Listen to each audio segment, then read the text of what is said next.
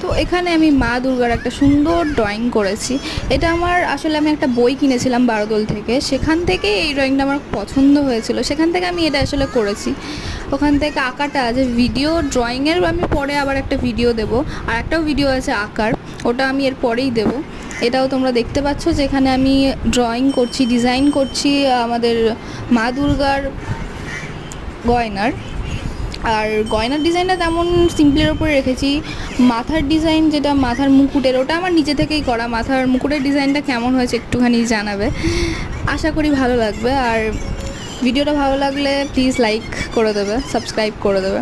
এখানে আমি আরেকটা ভিডিও দেব আমার আর এখানে ভয়েস ওভার আমাকে দিতে হচ্ছে, কারণ আমার 1 মিনিটের বেশি এখানে ভিডিওটা হয়ে গেছে, তার জন্য আমি এখানে গান দিতে পারবো না। আর এমনি এডিট করে গান আমার আসলে একটা প্রবলেম হয়েছে, ফোনে যাচ্ছে না, তো তাই জন্য আমি এখানে ভয়েস ওভার দিয়ে দিচ্ছি। ভয়েস ওভারে আপনারা শুনে নেবেন কেমন হয়েছে, অবশ্যই জানাবে এই ভিডিওটা, আশা করি ভালো লাগবে।